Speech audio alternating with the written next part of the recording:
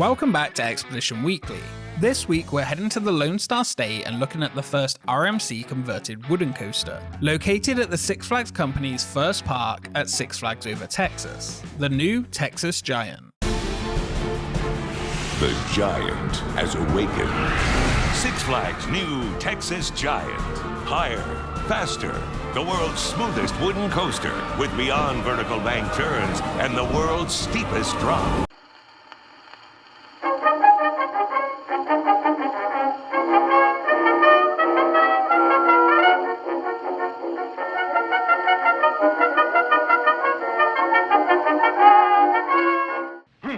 Six Flags has a new section called Good Time Square, full of great things to play. Yeah, you heard the man, Sam.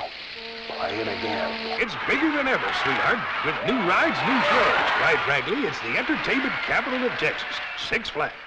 Six Flags Over Texas opened in 1961 in Arlington, Texas. Its opening marked the dawn of the first Six Flags park after wealthy real estate developer Angus G. Wynn Jr. had visited Disneyland and decided that Texas needed its own park. Park construction started in 1960, with the park opening in August of the following year. Six Flags gets its name from the six flags that have governed Texas: Spain, France, Mexico, the Republic of Texas, the modern United States of America, and the Confederate States of America. These all had their own individual lands when the park first opened. The opening and changes to this park and the creation of Six Flags warrant an episode dedicated to them. For now though, let's fast forward to March 1990 when the $5 million Texas Giant opened. Manufactured by the Dinn Company and designed by the legendary Curtis D. Summers, Summers is credited on 25 wooden coasters around the world, and has worked on rides such as Mean Streak, Grizzly, and my personal favourite The Beast, to name a few. Summers passed away in 1992, but worked on 7 more rides between the opening of Texas Giant and his passing. The Texas Giant in Arlington, Texas, between Dallas and Fort Worth, is 14 stories tall, and it reaches a top speed of 62 miles per hour. The passengers are treated to more than 2 minutes of thrill-packed ride. The ride was made up of over 9,000 board feet of wood, and her opening was the world's tallest wooden roller coaster, featuring a drop of 137 feet and reaching top speeds of 62 miles per hour. The saying "everything is bigger in Texas" certainly applied to this wooden coaster when it opened. The ride would be popular among the park guests after opening and even ranked as one of the top coasters in the world. In 1996, it was ranked as #1 coaster in the world, voted by the editors of Amusement Today and readers of the Ride magazine, as well as winning the Golden Ticket Award as #1 coaster in 98 and 99. Featuring blistering speed, airtime, and intense pass-throughs of the wooden structure, this ride would remain well-liked until throughout the 2000s. This already intense ride though would become rougher and rougher. The park attempted to repair and maintain the ride by reprofiling parts of the coaster, shortening the trains to 6 cars, as well as repairing the track. In the 2008-2009 off-season, the park performed over 1,200 feet of track work to help improve smoothness, which did help, but the park required a more permanent solution. Fans initially speculated that the costly ride would be removed entirely. However, the park announced in March 2009 that a $10 million renovation would be taking place to the roller coaster, with the ride closing on the 1st of November later that year. This would be the first wooden roller coaster to be renovated by the now much loved RMC company. Fred Grubb, owner, founder of Rocky Mountain Construction with my wife, Sue Ann.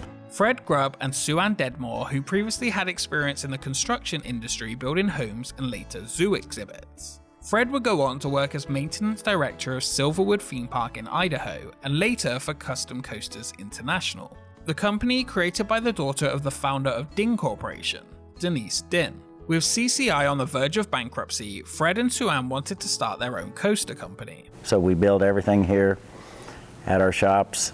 We also install it, so we do about everything for that a roller coaster would take. RMC, or Rocky Mountain Construction, started working out of the owner's home with around 10 employees in 2001. Attending IAAPA every year, they built a large list of contacts and soon-to-be clients. First with traditional coaster repairs and installing sky coasters around the parks, 2003 saw Silverwood hire RMC to design their new water park, Boulder Beach, as well as working with other companies to help construct coasters such as El Toro at Great Adventure. The company continued to construct multiple different things over the years, such as airplane hangars and miniature golf courses. After rebuilding dozens of traditional wood tracks though, they started thinking there had to be a better track system. Six Flags Over Texas, the original Six Flags theme park, celebrates its 50th birthday this year.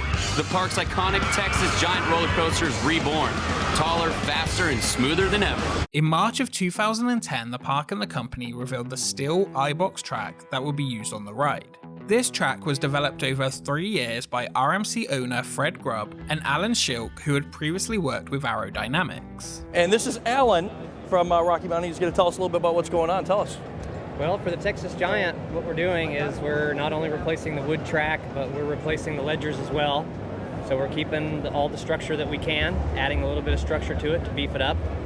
But the main focus of the remodel was to bring new life into the old coaster and give it new elements and new drops and everything different to spice it up quite a bit. RMC approached Six Flags with the design for the rebuild of the Texas Giant. Six Flags took a big gamble and greenlit the project. With very little capital, the company worked extremely hard to live up to expectations Six Flags now wanted.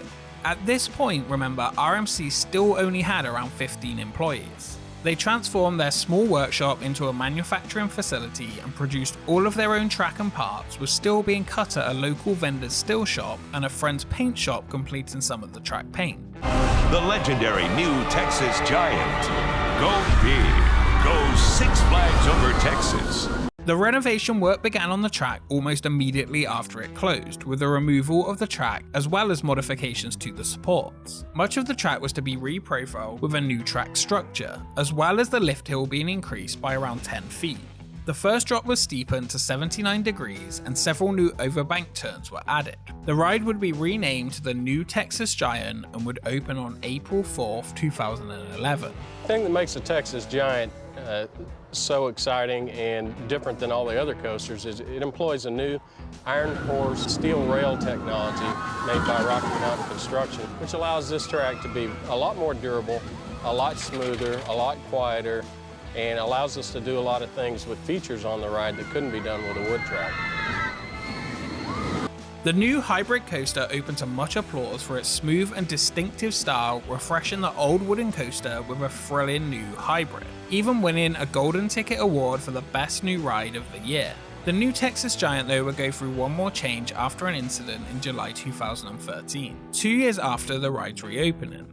New tonight out of Arlington, a woman has died after falling off of a roller coaster. Six Flags Over Texas confirms the woman was riding the Texas Giant coaster just after 6:30 this evening when she fell. Sadly, a woman fell to her death on the ride at around 1 minute into the attraction's runtime. The ride closed until September that year. When the ride reopened, it featured a redesigned restraint bar, pads, and seat belts to stop any further incidents occurring. This incident resulted in other rides throughout the Six Flags chain introducing seatbelts as an extra safety precaution, though many riders said the seatbelts did not affect the enjoyment of the ride. The park's investigation into the incident stated that mechanical failure was to blame for the accident. The trains in use were not actually made by RMC, but by Gerstlauer, the company known for many coasters around the world, including the Smiler. Both Six Flags and Gerstlauer filed claims blaming each other, with the train maker claiming Six Flags employees did not ensure that the rider was fitted into the seat due to her size, while Six Flags claimed the trains were defective. After the ride's opening, RMC have begun producing their own trains, which now come on their coasters. Kevin, those new safety measurements that Six Flags have put into place include a new lap bar as well as a seat belt below that lap bar as the ride reopened for the first time since that July 19th accident where Rosa Esparza died. But before riders ever get into one of the carts on the ride, they are now greeted by a test seat at the ride's entrance.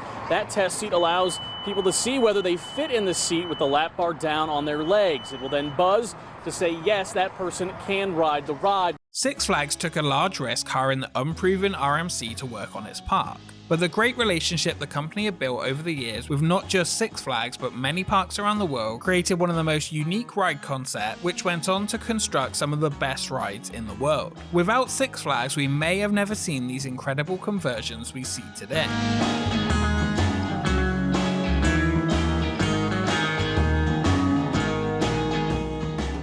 RMC will continue to redevelop loved wooden coasters into new steel hybrids, and for me, 2020's new Gwazi cannot come soon enough. Thank you so much for watching this episode of Expedition Weekly. Did you manage to ride the original Texas Giant? And have you been on the new RMC Hybrid? Let me know your thoughts on the ride in the comments below. Follow us on Twitter and Instagram for updates on upcoming expeditions, and a special thank you to our Patreons for supporting the channel. We will see you next time.